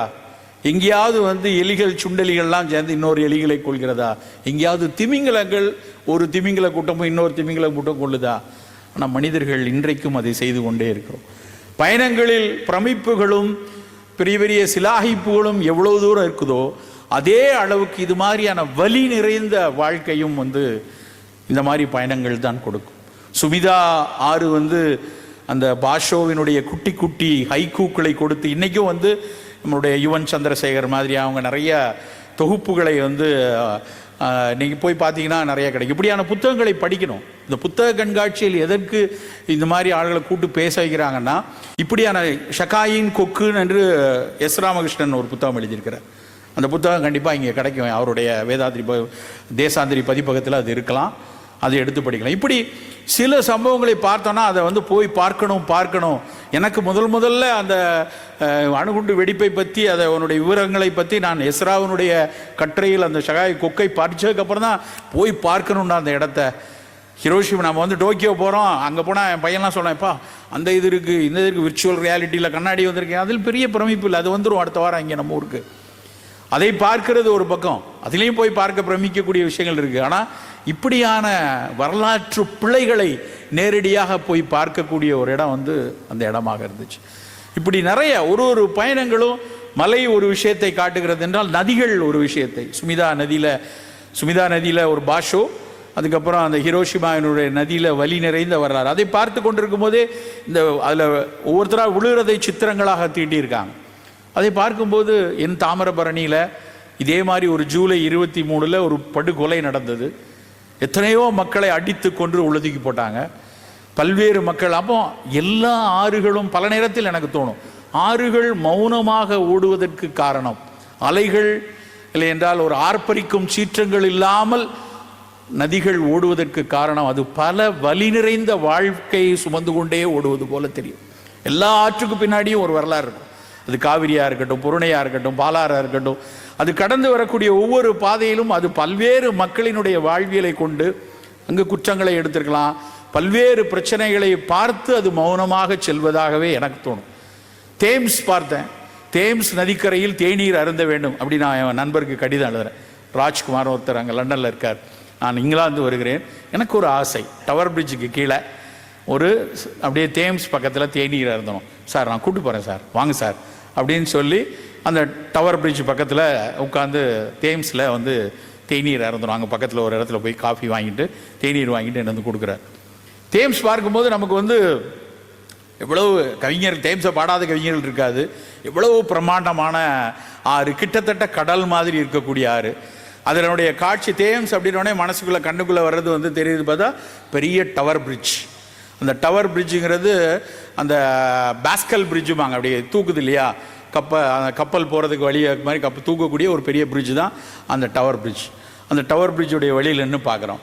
அப்போ ராஜ்குமார் சொல்கிறார், நீங்கள் இதை பார்த்து ரொம்ப சிலாய்க்கிறீங்க, நாளைக்கு காலையில் நம்ம டவருக்குள்ளே நான் உங்களை கூப்பிட்டு போகிறேன், அது பக்கத்தில் ஒரு கேஸ்டில் இருக்குது, அதுக்குள்ளே கூப்பிட்டு போகிறேன் அப்படின்னாரு. ஒரு கோட்டை ஒன்று இருக்குது, அதெல்லாம் சேர்ந்தது தான். நீங்கள் லண்டன் அப்படின்னு கூகுள் பண்ணிங்கனாலே இந்த பிரிட்ஜு, அது பக்கத்தில் இருக்க கேஸ்டில், அதுக்கு பக்கத்தில் இருக்கக்கூடிய புகைப்படம் எடுக்கக்கூடிய இடங்கள் இருக்கும். அந்த கோட்டைக்குள்ளே போய் பார்த்தா அங்கேயும் இதே மாதிரி 2ஆம் உலகப் போரில் எவனையோ இழுத்துட்டு போய் துப்பாக்கி பிடிக்க தெரியாத பல நபர்களை கொண்டு வந்து நீ கண்டிப்பாக நீ போரிடணும்னு எடுத்து மொத்தமாக ஆயிரக்கணக்கான குட்டி குட்டி மகன்களை கொன்று அந்த தேம்ஸில் போட்டிருக்காங்க. தேம்ஸ் பல நேரத்தில் பகலிலும் கருப்பாக இருக்கும் என்று ஒரு கவிஞர் எழுதுவார். எனக்கு தோணுது, ஒருவேளை இப்படிலாம் ரத்தங்களை போட்டதுனால அப்படி இருக்கா அப்படின்னு தோணும். நான் அதை படித்து கொண்டிருக்கும் போதே 2-3 நாட்களுக்கு முன்னாடி தொலைக்காட்சியில் ஒரு தாயும் தகப்பனும் உக்ரைனில் ஒரு பையனை கடத்தி கொண்டு போய் அவனை வாருக்கு கட்டாயம் நீ போகணுன்னு சொல்லி கூப்பிட்டு போகிறாங்க. அவன் ஒரு செய்தி அனுப்பியிருக்கான், யாருன்னே தெரியலம்மா, இனி அவசரமாக கூப்பிட்டு போகிறாங்க, நீ வாருக்கு போகணுன்னு சொல்கிறாங்க. இப்போ வரைக்கும் அவனை கிடைக்கவில்லை. அவனை போரிடத்துக்கு கூப்பிட்டு போயிருக்காங்க. 60 வருஷம் 80 வருஷம் முன்னாடி அதே தான் நடந்திருக்கு, இப்போவும் அதுதான் நடக்கிறது. நான் மாறவில்லை. அன்றைக்கு தேம்ஸில் 2ஆம் உலகப் போர் முன்னாடி நடந்த ஒரு விஷயம் இன்றைக்கு உக்ரைன் வார் முன்னாடியும் அதே நடக்கிறது. நண்பர்களே, இந்த மாதிரி சிந்தனைகளை நினைக்கும் போது நாம் என்ன மாறிட்டோம், என்ன படிச்சுட்டோம்? நம்ம ஆர்டிஃபிஷியல் இன்டெலிஜென்ட் இருக்கு, எனக்கு பதிலாக என் மிஷின் லேர்ன் பண்ணுது, எந்த ஒரு செகண்ட்ஸ்லேயும் வாழ்க்கையை அப்படி புரட்டி போடக்கூடிய அளவில் அறிவியல் வளர்ந்துருச்சு, என்ன வேணாலும் ChatGPT போட்டால் கொட்டுது அப்படின்னு நம்ம பல விஷயம் பேசுகிறோம். ஆனால் மானுடம் போயிடுச்சே, மானுடம் எங்கே போச்சு? இந்த கேள்விகள் இப்படியான பயணங்களில் தான் கிடைக்கிறது. அந்த தேம்ஸை பார்த்து சிலாகித்த தேம்ஸ் நதிக்கரையில் கியூ கார்டன் ஒரு கார்டன், ஒரு பெரிய தோட்டம். அந்த தோட்டத்தை பார்த்து வந்த நாள்லேருந்து நம்ம ஊரில் அப்படி ஒரு தோட்டம் வைக்க முடியாதா? நான் அரசியல் திட்டக்குழு இருக்கும்போது நிறைய அதுக்கான சில விஷயங்களை சொல்லி இப்போ குற்றாலத்தில் அப்படி ஒரு கார்டனை உருவாக்க ட்ரை பண்ணிகிட்டு இருக்கோம். அந்த கியூ கார்டன் அந்த அரச அம்மணி, அங்கே உள்ள அரசு அம்மணி உருவாக்கி கொடுத்த ஒரு 14 கிலோமீட்டர் சுற்றளவு தேம்ஸ் அப்படியே சுற்றி போகிற இடத்துல நடுவில் ஒரு உலகத்தினுடைய அத்தனை தாவரங்களும் வைக்கப்பட்ட ஒரு இடமாக அந்த கியூ கார்டன் இருக்குது. அதுவும் தேம்ஸ் கரையினுடையதாக இருக்குது. அதே மாதிரி தாய்லாந்தில் சாங்மாய் அப்படின்னு ஒரு இடம். தாய்லாந்துனா எல்லாரும் பட்டாயா அதை தான் போய் பார்த்துட்டு இருக்காங்க. ஆனால் தாய்லாந்தில் சாங்மாய் என்று ஒரு இடம் இருக்குது. அந்த சாங்மாயில் உலகத்தின் அத்தனை தாவரங்களையும் பார்க்கக்கூடிய ஒரு மிகப்பெரிய ஒரு பொட்டானிக்கல் கார்டன் இருக்குது. அந்த பொட்டானிக்கல் கார்டன், சாங்மாய் பொட்டானிக்கல் கார்டனில் ஒரு நாள் ஒரு மருத்துவ கருத்தரங்கு, தாவரவியல் கருத்தரங்குக்கு பயணிக்கிறேன். அப்போ என் கூட ஒரு அம்மா ரொம்ப அழகாக எக்ஸ்பிளைன் பண்ணிட்டே வராங்க பொட்டானிக்கல். இது ஒரு வயதான அம்மா, அவங்க மடமடன்னு சொல்லிகிட்டே இருக்கும்போது அவங்கள்ட்ட கேட்டேன், உங்களுக்கு எப்படிமா இதெல்லாம் இவ்வளோ இன்ட்ரெஸ்டாக எல்லாம் சொல்கிறீங்கன்னா, இல்லை this is my native medicine, my country's native medicine, that's why எந்த கண்ட்ரி அப்படின்னு கேட்டால் ஐ எம் ஃப்ரம் குவாண்டமாலா அப்படின்னா. குவாண்டமாலாங்கிறது மேப்பில் பார்த்தீங்கன்னா ஒரு நிலக்கடலை சைஸில் தான் இருக்கும், குட்டியூண்டு. அமெரிக்கா, வட அமெரிக்காவுக்கும் தென்மேற்கு அவர்கள் நாட்டில் அவர்களுக்கென்று ஒரு பாரம்பரிய மருத்துவ முறை இருக்குது. அதை பெருமிதமாக அவங்க சொல்லிட்டு வராங்க. நண்பர்களே, பயணங்களில் வெறும் மலைகளும் நதிகளும் கட்டடங்களும் கோட்டை கொத்தளங்களும் மட்டும் இல்லை, இப்படியான மனிதர்களை சந்திக்க முடியும். இப்படியான மனிதர்களை நம்ம இல்லைன்னா, பயணங்கள் இல்லைன்னா அதை பார்த்துருக்க முடியாது. சாங்மாய்க்கு போகும்போது அந்த இடம் எது என்னன்னு தெரியாது. ஆனால் ஒரு பெரிய ஒரு இன்டர்நேஷ்னல் ஹார்டிகல்ச்சரல் கான்ஃபரன்ஸ் நடக்கு, உலகத்தின் பல பேரும் அவரவர்கள் நாட்டு தாவரங்களை பற்றி பேச வருகிறார்கள் என்று தெரிந்து தான் நான் போனேன். பல பேருக்கு தோணும், நிறைய பேர் என்கிட்ட பேசும்போதும் சொல்லியிருக்காங்க, உங்களுக்கு என்ன சார் நீங்கள் எல்லா ஊருக்கும் டபால் பறந்து போகிறீங்க, யார் பணம் கொடுக்காங்க, யாருக்கு எப்படி எவ்வளோ செலவாகும்? நல்லா புரிந்து கொள்ளுங்கள், பயணத்திற்கு தேவை மனம் ஒழிய பணம் கிடையாது. மனம் இருந்தால் கண்டிப்பாக அதற்கு பணம் வரும். நான் பல முறை என் அனுபவத்தில் நான் முதல்ல வெளிநாடு போகணும்னு நினச்சது 1996. அது வரைக்கும் நான் விமானமே ஏறினது கிடையாது. 96 நான் முதல் கட்டுரை, என்னுடைய கட்டுரைகள் நோ ப்ராப்ளம் அப்படிங்கிற தலைப்பில் தமிழன் எக்ஸ்பிரஸில் வந்துச்சு. அதுதான் நான் எழுதிய முதல் தொடர். அந்த நோ ப்ராப்ளம்ங்கிற தொடருக்கு அது தமிழன் எக்ஸ்பிரஸ், இந்தியன் எக்ஸ்பிரஸ் குரூப்ல இருந்து வந்த தமிழ் புத்தகம். ஒரு வாரம் நான் எழுதுனா அதுக்கு 500 ரூபாய் எனக்கு பணம் அனுப்புவாங்க. நான் தனியாக ஒரு அக்கௌண்ட் ஆரம்பித்தேன். அந்த முதல் கட்டுரை வந்த உடனே நம்ம வெளிநாடு போகிறதுக்கு இதை பயன்படுத்தணும். சரியாக ஒரு வருஷம் அந்த தொடர் வந்துச்சு. 52 வாரங்கள், 500 ரூபா, 26,000 சொச்சம். அதில் இந்தியன் ஓவர்சீஸ் பேங்க்கில் இதுக்காகவே ஆரம்பித்த அக்கௌண்ட் அது. 500 ரூபா, அந்த 26,000 ரூபாய், 24,000 ரூபாய்க்கு மலேசியன் ஏர்லைன்ஸில் மலேசியாவுக்கு போகிறதுக்கு டிக்கெட் எடுத்துட்டேன். யாரும் கிடையாது எனக்கு. கோலாலம்பூர் போகிறோம், போய் அங்கே போய் மலேசியா சுற்றி பார்த்துட்டு வரோம். இப்படி தான் நினைத்து மலேசியா சிங்கப்பூர் போன எடுத்து முதல் பயணச்சீட்டு, முதல் பணம். அப்படி நம்ம வந்து குட்டி குட்டியாக சேகரித்து சேமித்து தான், நம்ப மாட்டீங்க, இன்னைக்கு வரைக்கும் இன்று வரைக்கும் எங்கள் வீட்டில் ஒரு ரெக்கரிங் டெபாசிட் வந்து ஒன்லி ஃபார் ட்ராவல், பயணிப்பதற்காக. முதல்ல 500 ரூபா போட்டுட்டு இருந்தோம், இப்போ கொஞ்சம் கூடியிருக்கு. மாதம் மாதம் நம்ம ஏதாவது ஒரு சிறு தொகையை ரெக்கரிங் டெபாசிட்டை போட்டால் அதில் கிடைக்கக்கூடிய அந்த பணத்தை வைத்து இப்படியான பயணங்களுக்கு போக முடியும். நண்பர்களே, பயணங்கள் அப்படிங்கிற ஒரு விஷயம் வந்து நம்ம வெறும் சிலாகிப்பை தாண்டி பல விஷயங்களை கற்றுக் கொடுப்பதற்கான இடங்களாக அமையும். பல நாடுகள் இப்படி நதி பார்த்தோம், மலை பார்த்தோம். பிரமித்த இன்னொரு விஷயம் தீவுகள். குட்டி குட்டி தீவுகளை வரைபடங்களில் பார்க்கும்போது இந்த தீவுகள் வந்து ஒரு பெரிய சிலாகிப்பை கொடுக்கும். இப்போ என்ன சுற்றி இருக்கிற கடற்கரைகள் மிகச்சிறிய தீவுகளுக்கு போனோம்.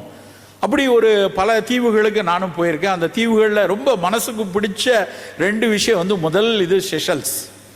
இந்த செஷல்ஸுங்கிறது அப்படியே ஆப்பிரிக்காவினுடைய ஓரத்தில் இந்துமா பெருங்கடலினுடைய கீழ்ப்பகுதியில் குட்டி குட்டியாக இருக்கக்கூடிய ஒரு 72 தீவுகள் அடங்கியதான் அந்த செஷல்ஸ் தீவு. அந்த செஷல்ஸ் தீவு ரொம்ப குட்டியோண்டு தீவு, ஆனால் அங்கே நிறைய தமிழர்கள் இருக்காங்க. மொத்தம் 250 மளிகை கடை இருக்குது.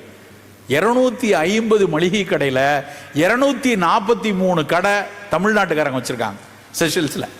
நான் அன்னைக்கு போயிருந்த புள்ளி வரோம் 250ல் 243. காரைக்கால் பக்கத்தில் நாகப்பட்டினம் பகுதியில் இருக்கக்கூடிய ஒரு குறிப்பிட்ட சமூகத்தினர் அங்கேருந்து டச்சுக்காரங்க அங்கே பரங்கிப்பேட்டையில் இருக்கும்போது கிளம்பி போனவங்க, அங்கேருந்து கிளம்பி நேர் கோடு போட்டிங்கன்னா அந்த பக்கம் செஷல்ஸ் போயிடலாம். இப்போ வந்து போகிறதுக்கு துபாய் வழியாக போகலாம், நிறைய வழிகளில் செஷல்ஸ் போகலாம். ஆனால் அப்போ வந்து குறுக்க ஒரே கோடில் இந்துமா கடலில் பயணித்து அந்த ஊருக்கு போய் அப்போ வேலை செய்ய ஆரம்பித்த ஒரு 5-6 குடும்பங்களாக போனவங்க இன்றைக்கி 250 குடும்பங்கள் அங்கே கடை வைத்திருக்கிறார்கள். அந்த தீவு வந்து அவ்வளவு பேரழகான தீவு. இன்றைக்கும் வந்து உலக நாடுகளில் பல திரைப்படங்கள் அந்த இடத்துல தான் போய் எடுத்துக்கொண்டிருக்காங்க. இன்றைக்கு வரைக்கும் அதுக்கு விசா வேண்டியதில்லை. நம்ம நேராக துபாயிலேருந்து போய் அங்கே போய் இறங்கினோடனே இந்தியாக்காரனாலும் ஒரு ஷாப்பை அடித்து உள்ளே கொடுத்துட்றான். எந்த நமக்கு அங்கே தங்குறதுக்கான இடம் மட்டும் காட்டி கொண்டோன்னா அங்கே போகலாம். ஆனால் அந்த கடலில் இருக்கக்கூடிய மனசில் இன்றைக்கும் மனசில் ஞாபகம் இருக்கிறது வந்து போவாளன் அப்படின்னு ஒரு கடற்கரை இருக்குது. போவாளன்னு சொல்லுவாங்க.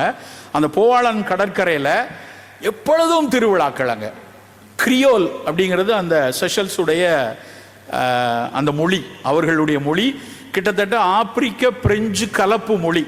அந்த ஆப்பிரிக்க பிரெஞ்சு கிரியோல் மொழியில் கிரியோல் மொழியோடு நடனமாடுவது அவ்வளவு பேரழகாக இருக்கும். அதில் நான் போயிருந்த அன்றைக்கி உணவு கண்காட்சி அங்கே நம்ம வந்துருக்கோம், தெரிஞ்சு வச்சாங்களான்னு தெரியல. அந்த நாட்டினுடைய உணவு கண்காட்சிக்கு உள்ளே போய் அவர்கள் வந்து அவங்க நம்ம இங்கே சாப்பிடக்கூடிய பழங்கள் தான், ஏன்னா அது ஒரு டிராபிக்கல் கிளைமேட்டில் இருக்கக்கூடிய அத்தனை பழங்களும் அங்கே இருக்குது. நம்ம ஊர் இப்போவும் ஞாபகம் 250 ரூபா என்னமோ அந்த இளநீர். அங்கே ஒரு விஷயம் என்னென்னா, செஷல்ஸில் முதலில் அவர்களுடைய பணம் வந்து ரூபாய் தான், இந்தியன் ருபீஸ் தான் அவங்களோட காயின். இப்போ வந்துருச்சு, இப்போ அவங்க செஷல்ஸ் நாட்டு காயின் வந்துருச்சு. ஏன் இந்தியன் ருபீஸ் இருந்துச்சுன்னா அந்தளவுக்கு இந்தியர்கள் அங்கே போயிருந்திருக்காங்க. அவர்கள் அங்கே இருந்த இடம் அந்த குட்டி குட்டி தீவில் 25 தீவோ 26 தீவில் மட்டும்தான் மக்கள் இருக்காங்க. மீதி தீவுகளை மிக பத்திரமாக பாதுகாக்கிறது அந்த நாடு. ஏன்னா என்விரான்மெண்டலாக உலக அளவில் ஒரு சுற்றுச்சூழலை பாதுகாக்கக்கூடிய ஒரு இடமா இருக்குது. ஒரு விஷயம் தெரியுமா, அந்த நாட்டில் ஒரு தீவை முழுக்க சஸ்டைனபிள் எலக்ட்ரிசிட்டி கொண்டு வரணும்னு பூரா சோலார் விண்மீலை வச்சு தயாரித்து அந்த சோலார்லேருந்து தான் மொத்த 72 தீவுக்கும் கரண்ட் கொடுத்து அங்கே முழுக்க பேட்டரி கார் மட்டுமே பயன்படுத்தக்கூடிய அளவில் கொண்டு வந்திருக்காங்க. முழுசாக முடியல, பட் கொண்டு வந்து கொண்டு இருக்கிறார். அந்த போவாளன் கடற்கரையில் மைதா மாவு மாதிரி அந்த தரையில் வெளியேறு மணல்கள், அந்த இடத்துல நின்று அந்த கடல் அந்த ஒரு என்ன சொல்கிறது, அந்த மயில் தூத்த கலர் கடற்கரையை பார்த்து கொண்டிருந்தாலே நம்முடைய பல கவலைகள் அன்றைக்கி தீரும். அதுவும் பின்னாடி கிரியோல் நடனமும் அங்கே முன்னாடி நிற்கக்கூடிய அந்த கடலும் அந்த வெள்ளை மணலும் நின்று கொண்டிருந்தால் பல வியாதிகள்லேருந்து நம்ம விடுபட முடியும். அதில் ரொம்ப பியூட்டி என்னென்னா, 2 தீவுக்கு நடுவில் இருக்க கடல் திடீர்னு காணாமல் போயிடும். ஒரு தீவு ரொம்ப கடற்கரையிலேருந்து பக்கத்தில் உள்ள தீவு பேர் மறந்துட்டேன். அங்கே வந்து இங்கிலீஷ்காரன் ஃப்ரெஞ்சுக்காரன் வந்து பெரிய ஜெயில் கட்டி இங்கே வச்சாதாண்டா எவனும் வரமாட்டான்னு அங்கே ஜெயில் கட்டியிருக்கான். ஆனால் தீவு தானே, பெரிய கதவெல்லாம் வேண்டாம்னு சொல்லி வச்சுட்டு போயிட்டான். அதுக்கப்புறம் பார்த்தா அடுத்த நாள் கடல் போயிடுச்சு, அவ்வளோ பேர் நடந்தே ஊர் ஏறி அவன் ஊருக்கு கிளம்பிட்டாங்களாம். அது அவர்கள் ரொம்ப ஒரு பெரிய கோடு போட்டு கொஞ்ச நேரத்தில் கடல் காணாமல் போகும், நீங்களும் நடக்கலாம் அப்படின்னா, அதே மாதிரி நாங்கள் போட்டில் போய் நின்னோடனே கொஞ்ச நேரத்தில் கடலெல்லாம் போனோடனே அது வழியாக நடந்து போனோம். திரும்ப கடல் வரதுக்குள்ளே போட்டை பிடிச்சிடணும் ஓடி வந்த காட்சியெல்லாம் உண்டு. அப்படியெல்லாம் ஓடி வந்தோம். இப்படியான நிகழ்வுகளை நினச்சா, அங்கே பறவை தீவுன்னு ஒரு தீவு, அந்த பறவை தீவில் 75 வகை அரிய மரங்கள் அங்கே இருக்குது. 12 வகையான உலகத்திலே அங்கே மட்டும்தான் பார்க்கக்கூடிய பறவை இனங்கள் அவ்வளோ இருக்குது. அப்படியான ஒரு செஷல்ஸ் தீவு. அந்த தீவில் அங்கே உள்ள ஹோட்டல்லாம் மனுஷன் போய் தங்கிட முடியாதெல்லாம் 200 யூரோ 400 யூரோ விலை.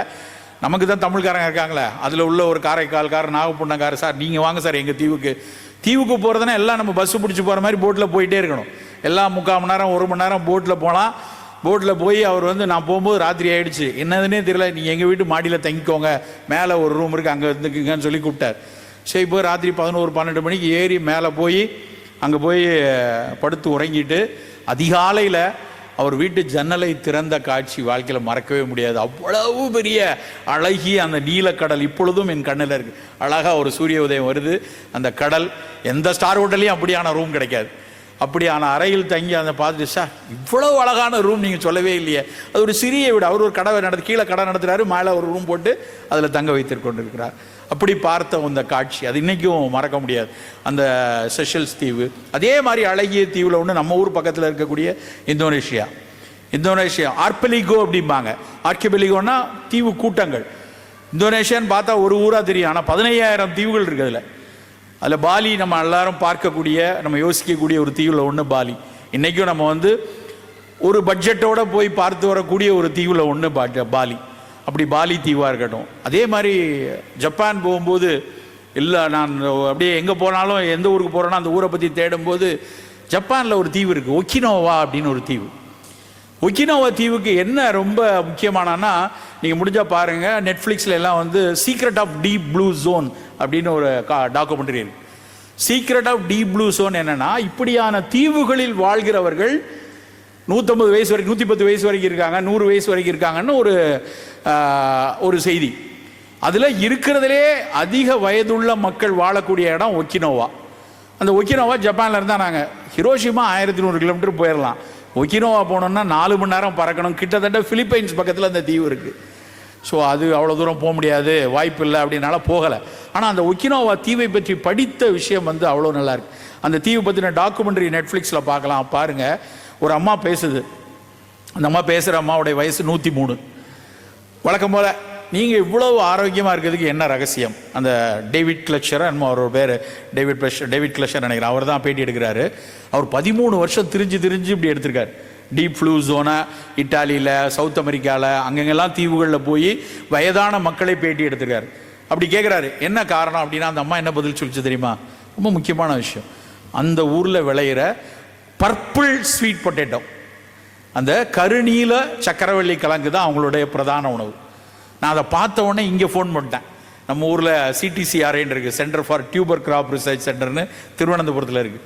ஏய், அந்த நம்ம ஊர் அந்த கருநீல பொட்டேட்டோ நம்ம ஊரில் இருக்கா? நம்ம ஊர்லேயும் சக்கரவள்ளி கிழங்கு இருக்க, அப்படி இது இருக்கான்னு கேட்டால், இதெல்லாம் எப்போவும் இங்கே வந்தாச்சு, நான் கொண்டு இங்கே அதில் நிறைய ஆராய்ச்சி பண்ணிகிட்டு இருக்கோம் அப்படின்னு கேட்டால், என்ன பண்ணுறீங்க அப்படின்னு கேட்டால், இல்லை இங்கே உள்ள பெரிய, உங்களுக்கு தெரியும் இல்லையா, பெரிய சிப்ஸ் கம்பெனி, உங்களுக்குலாம் தெரியுமே, அந்த பெரிய சிப்ஸ் கம்பெனி அதே பர்பிள் கலர் ஸ்வீட் பொட்டேட்டோவில் சிப்ஸ் கொண்டு போகிறான் இங்கே, ஆரோக்கியத்துக்கு நல்லது அப்படின்னு சொல்லி. நம்ம எப்படினாலும் அதை வணிகப்படுத்துவதற்கான ஏதோ ஒரு விஷயத்தில் இருப்போம். ஆனால் அந்த அம்மா சொன்னது, நாங்கள் அந்த கருநீல ஸ்வீட் பொட்டேட்டோ சாப்பிட்றோம், ப்ரக்கோலி சாப்பிட்றோம், இந்த இடத்துல இருக்கக்கூடிய பசிபிக் பெருங்கடல், அங்கே இருக்கிறது பசிபிக் பெருங்கடல், அதில் உள்ள சில வகை மீன்களை சாப்பிட்டுக்கிறோம். எல்லாத்தையும் சொல்லிட்டு, இதெல்லாம் சாப்பிட்டா பத்தாது, 2 விஷயம் வேணும். ஒன்று இக்கிகாய், தெரியும் இல்லையா? இக்கிகாய்ங்கிற அந்த ஒரு மைண்ட்ஃபுல்னஸ், அந்த இக்கிகாய் வாழ்க்கை முறையை நான் பின்பற்றுறேன். எல்லாத்துக்கும் மேலே, எனக்கான காய்கறிகளை நான் விவசாயம் செய்கிறேன். 103 வயசில் நீங்கள் அக்ரிகல்ச்சர் பண்ணுங்கள், ஆரோக்கியமாக இருப்பீங்க அப்படின்னு அந்த அம்மா பேசுது. அதை பார்த்துட்டு எனக்கு அவ்வளோ ஆசை, எப்படியாவது போகணும். இந்த தடவை போக முடியல, அடுத்த தடவை ஒக்கினோவாவில் போய் இறங்கிட்டு அங்கேருந்து மற்ற ஊருக்கு போகலாம் என்று தெரியக்கூடிய ஒரு விஷயமாக இருந்தது. தீவுகள், குட்டி குட்டி தீவுகள் தான், ஆனால் அங்கேருந்து கிடைக்கக்கூடிய உணவுகள், அங்கே குடிக்கக்கூடிய மக்கள், இதெல்லாம் தாண்டி இந்த மாதிரி பல இடங்கள் போயிருக்கோம். இந்த பக்கம் மேற்கு கனடாவிலேருந்து அந்த பக்கம் தீவுகள் வரைக்கும் போகிறோம். இடங்கள் ஒரு பக்கம், நதி, மலை, தீவுகள், நிலப்பரப்புகள், பெருங்கட்டிடங்கள், பிரிட்ஜஸ், அதே மாதிரி பாலங்களை பார்க்கும்போதும் படு பிரமிப்பு இருக்கும். ரொம்ப முக்கியமாக ரொம்ப ரசித்த ஒரு பாலம் வந்து சிட்னி பாலம். சிட்னியுடைய ஹார்பர் பிரிட்ஜ் பொறியியல் துறையில் அது ஒரு மிக மிக மிக முக்கியமானது. அப்படி ஒரு வளைவு, 3 வளைவு இருக்கும். தரைமட்டத்திலிருந்து 460 அடி உயரம், 150 மீட்டர் நம்ம உயரத்தில் இருக்கக்கூடிய பாலம்.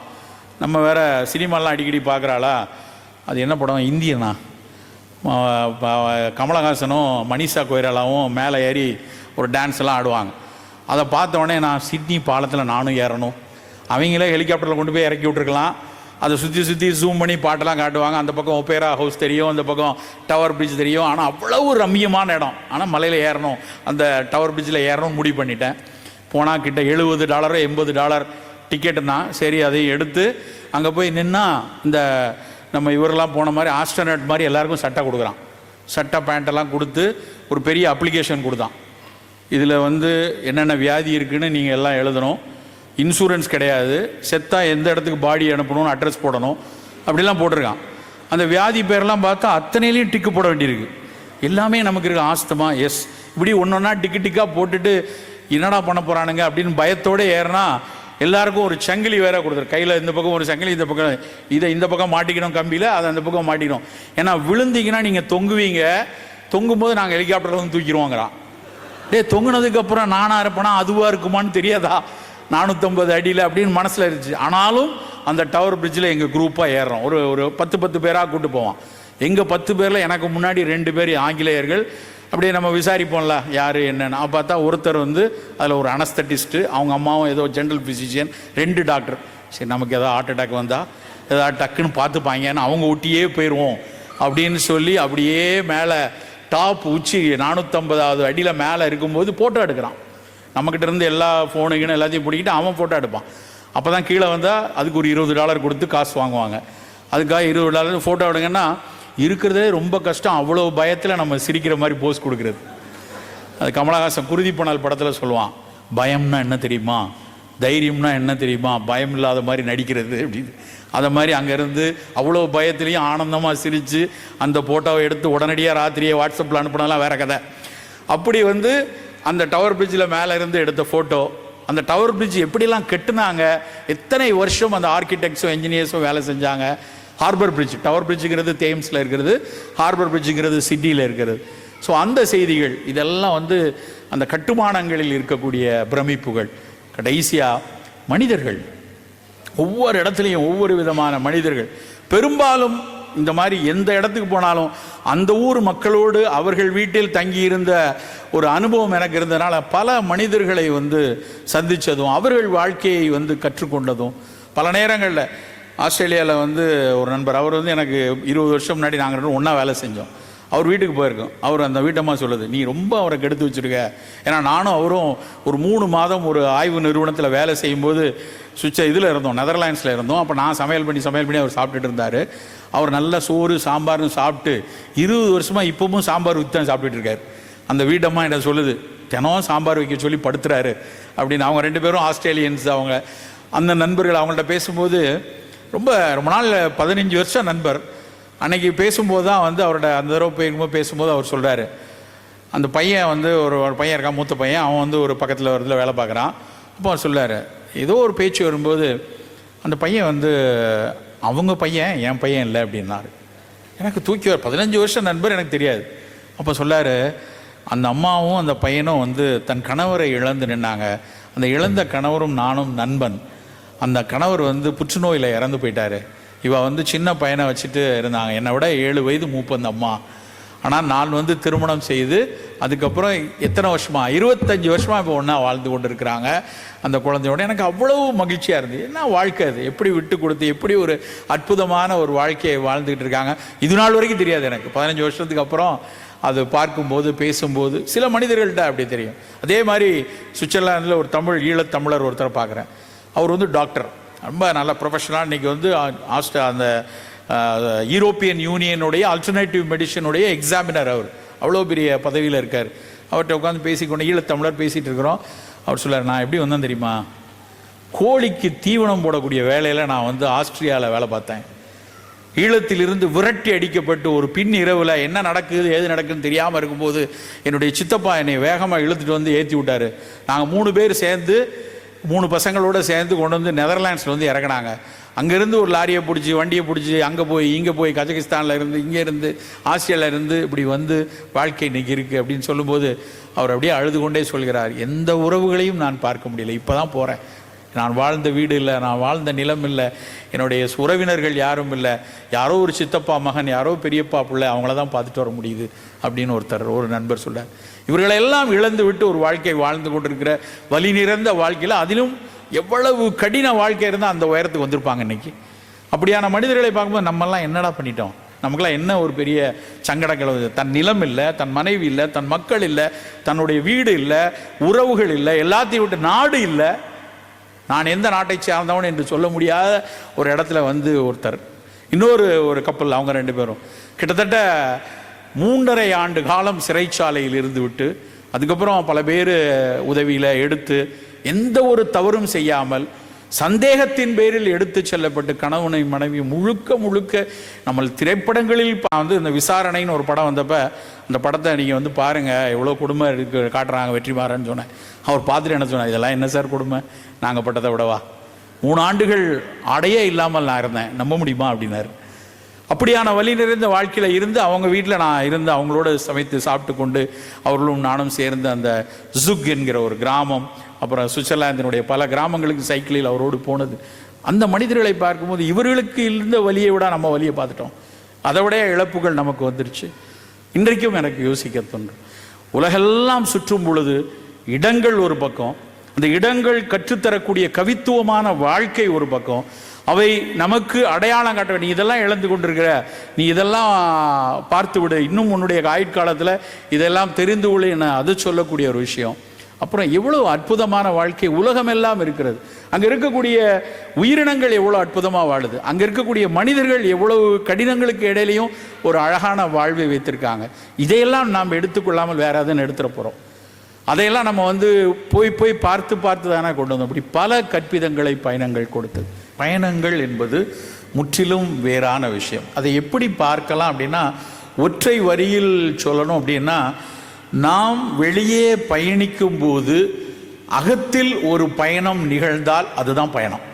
நீங்கள் போயிட்டு வரும்போது எங்கேயோ ஒரு இடம் போகிறீங்க, ஒரு பயணிக்கிற ஒரு சூழலில் உள்ளுக்குள்ள ஒரு விஷயம் உங்களுக்குள்ள ஒரு விஷயத்தை கொண்டு வருகிறது, ஒரு விஷயத்தை நகர்த்துகிறது, ஒரு வித்தியாசமான புரிதலை கொடுக்கிறது. அடடா அப்படின்னு ஒரு ஆச்சரியத்தையும் அப்படி ஒரு சின்ன தாக்கத்தையும் புரட்டி போடக்கூடிய சில வழிகளையும் கொடுத்தால் அது ஒரு பயணம் என்று சொல்லலாம். அது சார்ந்து அடுத்து நீங்கள் பயணிக்கக்கூடிய, இல்லை என்றால் நீங்கள் நகரக்கூடிய இடத்துல அது ஏதோ ஒரு வகையில் உங்களை தாக்கம் செய்தால் அது ஒரு பயணம். அப்படி பயணிப்பதற்கு வந்து நம்ம தயங்கவே கூடாது அப்படிங்கிறது தான் முதல் செய்தி. அந்த அடிப்படையில் இயல்பாக ஒரு பயணம் நிறைய இடத்துல எனக்கு வாய்ப்புகள் நிறைய கிடைச்சது. நிறைய வாய்ப்புகளை நான் ஏற்படுத்தி கொண்டேன், இன்னும் தேடிக்கொண்டே இருக்கிறேன், இங்கே போகணும் அங்கே போகணும் அப்படின்னு. நினைக்கிற மாதிரி ஆங்கிலத்தில் சொல்லுவாங்க, ட்ரிப்பு வேற, ட்ராவல் வேற, டூர் வேற, பில்கிரிமேஜ் வேற.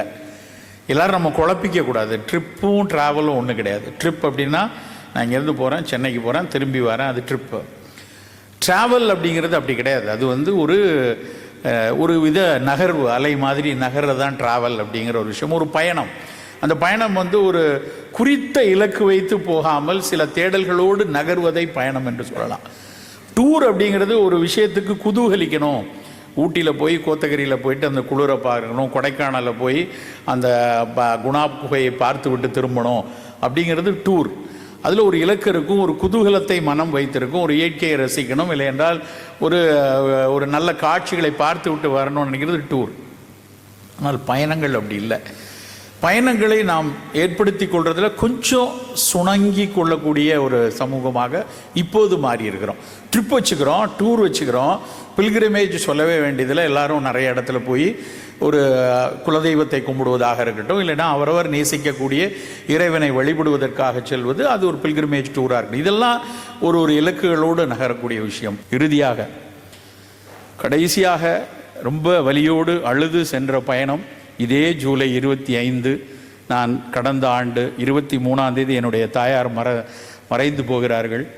இங்கே வந்து ஜூலை 23, 2024 பயணங்கள் என்கிற உரை ஆற்றி இருக்க வேண்டும். அதே 23 காலையில் என்னுடைய தாயார் இறந்து போகிறாங்க கனடா நாட்டில். என் தங்கை வீட்டுக்கு அங்கே போன இடத்துல இறந்து போயிட்டாங்க. அவங்கள இங்கே கொண்டு வர முடியல. மிக மிக வேதனையோடு வலியோடு அழுது கொண்டே முழு பயணமும் ஏறி இதே ஜூலை 25 இதே மாலை 7:30 மணிக்கு என் தாயாருக்கு நான் தகனம் வைத்தேன் அந்த அட்டாவா நதிக்கரையில். அந்த நதிக்கரையில் வைக்கும்போது அம்மா கற்றுக் கொடுத்தது, பயணித்து பல விதத்தை கற்றுக்கொள், கற்றவற்றையெல்லாம் உன் சுற்றத்திலும் உன் நண்பர்களிடம் பகிர்ந்து கொள் என்று சொன்னார்கள். அதே ஓராண்டு கணத்தில் உங்களோடு இதே கணத்தில் இதே 25 உங்களோடு பகிர்வதற்கு வாய்ப்பு கொடுத்த நண்பர்களுக்கு நன்றி கூறி அமைகிறேன். நன்றி, வணக்கம்.